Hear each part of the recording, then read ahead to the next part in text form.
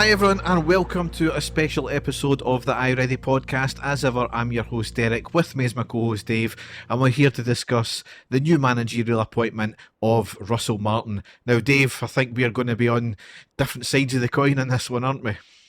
I'm actually pretty sure we are going to be, Derek. Me and you agree on the vast majority of things, but this one I've got a feeling we're going to have differing opinions of what has happened. But I will go with the flow.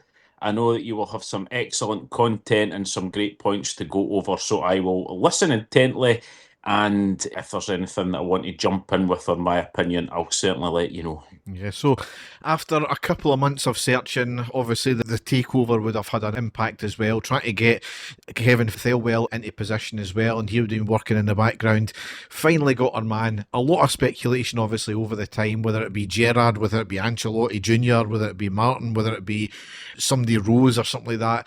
We've settled on Martin, and it's drew a lot of criticisms and a lot of ire, I think, from the support. And you know, everybody's entitled to their opinion, but I think it's just went way over the top, and so many people, I think, right now are desperate for it to go wrong and desperate to say I told you so. And you can have your valid criticisms, but if you're going overboard like that, which some are doing, which we'll get into, you've got to question why you're supporting the club just now. I think there's a desperation and an entitlement with the fan base just now about who we think we should get. You know, fans have been effectively thinking they've been choosing managers for the last couple of managers now. We wanted Clement, well, look what happened there. We wanted Beale, look what happened there. I think it was going to be very clear that this new consortium that have came in, they're not going to bow down to fans' opinion. They're going to do their own way, which is going to work or is not going to work, one of the two ways. But it's one of these things. It's happened now. We've got to let it settle. We've got to back the manager. I think fans are just going to need to be positive about this. I agree with a lot of what you're saying there. Like you, I certainly don't want it to fail. I don't want to be one of the people to say, I told you so. I just find the whole thing has been uninspiring, shall I say. I have the feeling, and I listened to the press conference. I didn't listen to anything at all. Once I found out that it was going to be Russell Martin, I was disappointed, Derek. I don't think any Rangers fan honestly can say that that's who they were wanting to be their choice as manager. I don't think he brings enough to the table for us to be inspired by his choice. But like you said, it has been done. We have to get on with it. And I'm certainly not going to be saying, oh, well, you know, desperate for us not to do well. We can't be like that. But I just feel it's very uninspiring. Yeah, I mean, like you, it wouldn't have been on the top of my list, but I don't know who's on my list though. That's the thing, because you look at Ancelotti Jr. Now, he was obviously in talks with Rangers. For whatever reason, he's either not been offered it or he's decided to go elsewhere and take himself out of the running. Now, Ancelotti Jr., you're thinking, oh, right, that's great. He's a big name. Well, no, he's not, because he's only ever been a coach on his dad's coattails. Now, that's maybe been a wee bit unfair of him. He wouldn't, from all reports, he wouldn't get the position unless it was valid. But being a coach and being a head coach manager, whatever this thing is, what we're doing, is a completely different thing. The next one was Gerrard. Now, for whatever reason, again, that's not worked out. It might have been a backward step again. Yes, he knows the club, but Martin's been here before as well, so he does know the club. A lot has been made about the win percentage of Martin. Now, it turns out it's actually only 2% lower than Brendan Rodgers is in his career in England, and he's managed a very good Liverpool team at the time as well. So when you look at win percentages, it can throw things off. I don't think it's a valid way of looking at things, because each individual team have got their own set of problems. Now, the press conference today, Russell Martin said that, well, Milton Keynes, his remit was to stay up.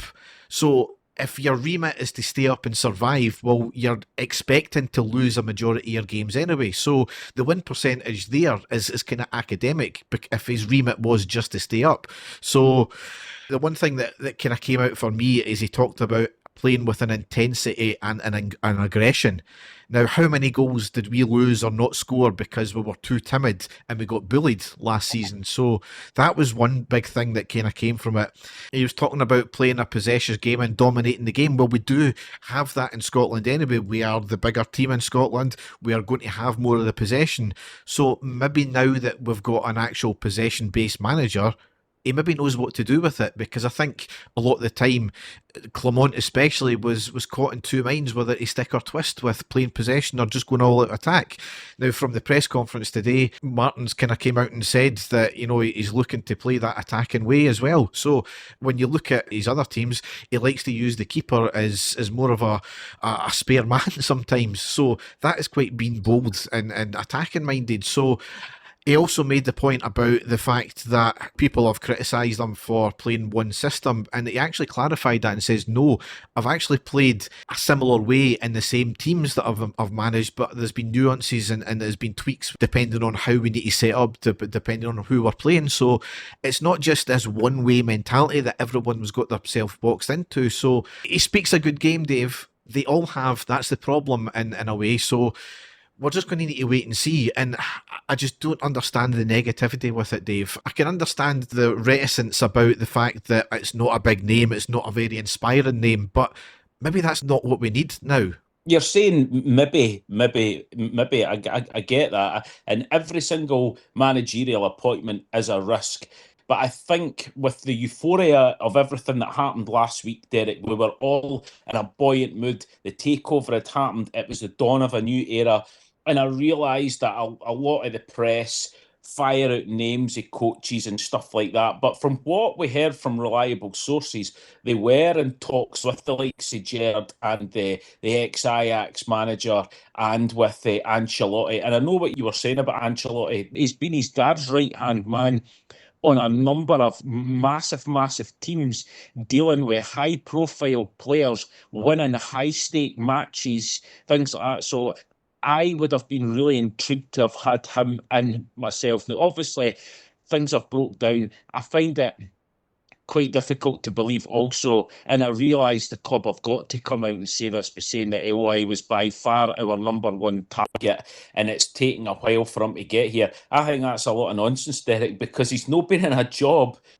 So they've known the position that they were going to be in. I think they've known the position they're going to be in for a while. So I don't understand that if it was going to be him for the last, at least month, why hasn't he been brought in as soon as the season finished, with, when Barry went away? Maybe there's been some sort of red tape. I don't know. I feel it's uninspiring. I don't think that he has had the managerial credentials and the club's, from what he's done, to come to us at this stage. Also, we can only go again by what we are being told by fans of teams that he's been at before. And we all seen the various reports that have been getting fired out by Southampton fans and stuff like that. But they all did say at the same time, Derek, that he was very arrogant when it came to him sticking to the same system and just trying to perfect his system. A Warburton-esque quote, and it's obviously not been his quote, but it's been what has been picked up on that. There's no plan B, you just have to do plan A better. We've been down that route before. Also, it's a historical thing. You were talking again, the fans wanted Beale, the fans wanted this manager, the fans wanted that manager. I agree with you. When Steven Gerrard came in, it was like a bolt of lightning. None of us would ever have thought that he was going to come in. And I'm not going to say that he was this incredible manager, but he did win the league for us, and when he left, he had us sitting top of the league, really going for it, and I firmly believe if he'd have stayed, we would have won the league. But we did all want Giovanni Van Bronckhorst to come in and do well, me included. After him, though, that was when it came in, because I had my doubts instantly about Beale, as you did as well, because I remember us talking about it on the pod. But where the club was at that stage, we thought, well, it's maybe just to try and get something different going with the club, because we knew financially it wasn't great. But now things are different now, and I just feel that we needed that more high-profile figurehead in there. And I realise that they're going down the head coach route, and they want to, use the sporting director as one of the main roles. I get that they're wanting to change the whole way the club goes, but I just think it's very uninspiring, Derek, and it's difficult to feel excited because of who he is, because he hasn't managed a top team. And I'm getting people throwing things all the time as well. Well, he got Southampton into the Premier League. He got Southampton to fourth in the Championship. And then he went on a bit of a cup run and he managed to get them basically like winning a cup to earn the right to get into the Premier League. And then they got absolutely slaughtered. And as I say, I have my doubts and I have my real concerns, said Derek. I want him to be a success. And of course, I want the club to win. I think the new owners have taken a big gamble here, considering with the high profile games that we'll have coming up instantly. He's going to have to start off winning sort of instantly, and I don't know if this is just the profile of man to come in at this stage and be able to do that. That's the concerns that I have. I mean, your concerns are mirrored by a lot of fans online from what you can see. However, there is a lot of contradictions in that as well, because you're talking about high profile managers. Well, the other two main candidates we're talking about were Gerrard and Ancelotti. Well, their names, I mean, I know Gerrard's done stuff in the past and all that. Ancelotti hasn't. So, you're talking about riding on the coattails of his dad there because of his name only. Yes, he's been a coach, but just because you're a coach at a high profile club doesn't actually correlate to being a good manager. Ali, Beale, Warburton, Cathro, they were all great coaches, not great managers. Then you look at Gerrard. I mean, he came out, he was inspiring because he was a name when he was brought in, but the same concerns were there by the fact that he never had managed a team before other than like the youth team at Liverpool. So the same concerns would have been there with Ancelotti. So that's the contradiction there with everybody wanting a high profile name, because that's who was on offer right now. Gerrard's maybe an extenuating circumstance there because he has got tax issues because he can't manage until a certain time or something like that. I don't know all the ins and outs. Plus as well, you said that he wasn't this amazing manager. That's correct, but he did improve us. However, the counter to that is that we're down in the dumps. He could only improve us. And he improved us in Europe. And that was the thing that more inspired me, the European success he got out of that one there. Going back to the way we play, in terms of, you look at last season was a shambles. However, you look at the games individually, the games that we lost and drew were down to leaky defences and not taking our chances up front. We were dominant just about every single one of the games. However, it was about the leaky back and not taking chances up front. We managed to sort that, then you've not got that same issue and we'll be in for a fight for the championship. So, yeah, it was a shambles. There's a lot of players needing going. But it's not something that's insurmountable for Rangers, who get a bulk of the possession anyway. Going on to Martin's record, you're talking about, as I said before, Milton Keynes was just had to survive. Swansea, I don't know too much about. Southampton, you made a point, well, he only got fourth. Well, see, when you're in the English Championship, that's your remit to at least get promotion by any means necessary. It's an incredibly difficult league to get promoted out of. I don't care if you finish fourth and then win the playoffs. If that's a route to get to the Premiership, then that's the route you take. That's where it is. Only one team can win a league at the end of the day, and if they've got that playoff route there, then it's a valid way of getting through and getting promoted. And in terms of what he done in the Premiership, yeah, he spent a lot of money, but he's spending a lot of money in relative terms. When he's spending £100 million, then the other teams are spending £500 million. So it's relative there. And he did only get less than 6 months, I think, did he not? Yeah, he got June till December. So can I go back just for a second as well, though, Derek, when you were talking there about last season for us, defence was shocking. And it was the amount of goals that we lost, that we shouldn't have lost, and things like that. Going again by everything I've read and everything that I've saw with regards to previous teams, that's not going to change.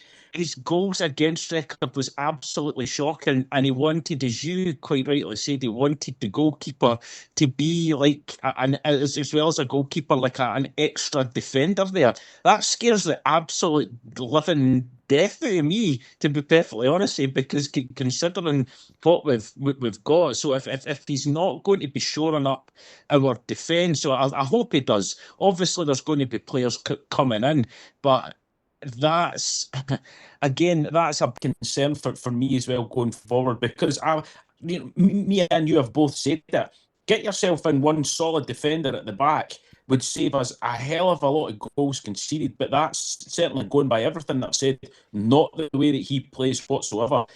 And playing in Scotland as well, I think, as we've seen with experience, clubs pick up on things like this very quickly and find out a way to be able to stop us playing, or at least stop scoring goals. And then we end up back the way we were. And I know it's hindsight, Derek. I know I'm just going over the concerns basically that I have with everything that I've heard and read so far. And I really, as I say, I don't want it to be the case. I don't want us to feel that these are big concerns again that I've got, considering the way that I've heard about his playing style and how he sets his teams up. I mean, I know he played a possession game down south, and I never watched them or his teams, but did they actually get the possession? I mean, I can imagine these teams wouldn't have got the amount of possession we get in Scotland. So you're looking at the goals against. The goals against we let in were individual errors mostly. So it wasn't a case of poor setup in defence, it was individual errors more often than not. Granted, we conceded for a lot of corners, but again, that's because players like Tav weren't marking. Just getting on to a few other things here. I mean, somebody made the point about this is why he shouldn't be in, because he's never won any trophies, he's never won any cups, he's never won any leagues, he's never managed in Europe. Well, I countered that and says, well, there's Clement. He won leagues, he won cups, and he's managed in Europe. We got him, and look how that turned out.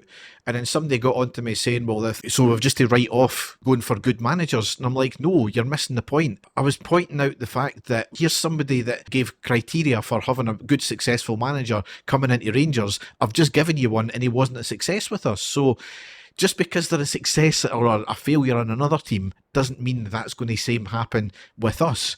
It's one of these things that we just need to look out and see. I can understand why people are not inspired by it, but like you said earlier, every manager has its risks. Every manager has pros and cons. I did obviously make the point as well, and most people got it, and a few other people never got the nuance of it, because I wasn't comparing Rangers to Bayern Munich, but about were Bayern Munich fans going batshit crazy like some Rangers fans were when they hired Kompany as manager. Now, Kompany ended up winning the league in his first season. People said, oh, well, Bayern Munich, they've won 12 out of the last 13 leagues, so it's almost a given. Well, it's not, because they wouldn't have lost that one league then, would they have? But the point I was making with that is there's a seemingly underqualified manager getting a big managerial post and winning the league in his first season with it. So who's to say that same thing is not going to happen with Martin here? You can have your reservations, absolutely, and I'm not dictating to anybody about their opinion. You can have an opinion, absolutely, but some of it was way over the top. They're in place now. Get behind the team, because the negativity it'll spread, the toxicity it'll spread already, and if it's in the stands straight away at the first bad result, it's going to feed down into the players, into the management, and then we're just going to get shit all season again, and we're going to end up back here next summer, Dave. And that's another thing that I'm worried about, Derek, because again, you can say, we can get behind them and all. Everybody was behind Gio, totally 100%. And that didn't work, and that ended toxic. So I think it can happen anyway. As I say, I've got my concerns. I've told you that already. But obviously, I will give the guy my full backing and the club my full backing. But the feel-good factor is being dampened for me because of this. And I'm not going to lie, and there's a lot of fans are exactly the same.